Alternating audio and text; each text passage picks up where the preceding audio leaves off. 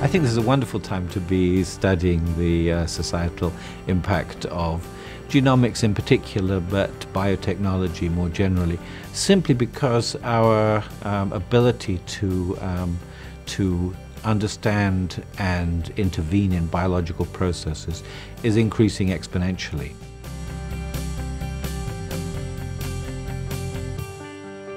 This is a great time to be studying the impact of genomics on society. We're 10 years after the Human Genome Project, and the results are just beginning to filter down into practice. We're just beginning to learn to understand what the Genome Project was actually all about.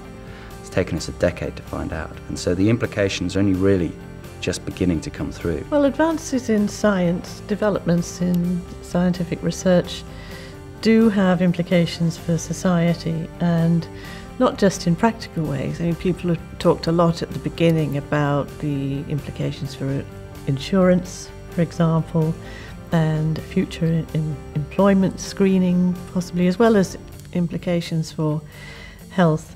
But it's not just that, it affects the whole way we look at things. And if you think, for example, at things that are happening now with regard to privacy and how we think about privacy, these are big changes in our values and whole conceptual scheme, and so they need to be thought about.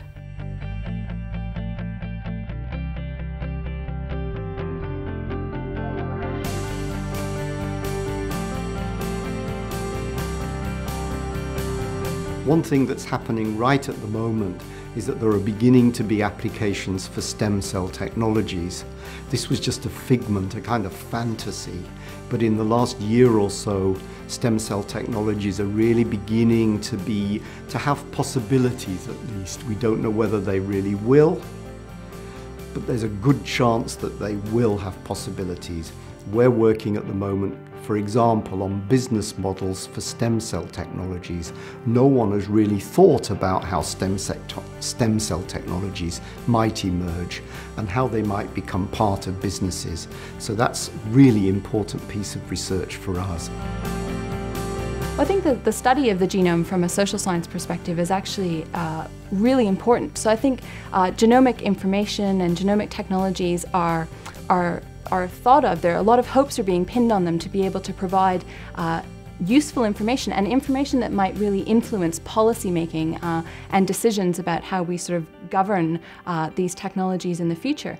And I think that really a social science perspective is vital in order to be able to contextualize some of this scientific information. So in order to be able to set it alongside all of the other opinions and values and knowledge and sort of other priorities that we might have, in order to think about how we can best use genomics responsibly and productively in order to help meet some of the challenges that we're facing today.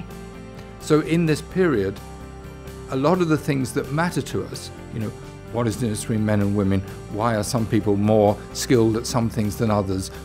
Why is there so much crime in societies? These issues are of major importance, and now we begin to look for the explanation of these things, partly to biological and partly to social and cultural phenomena.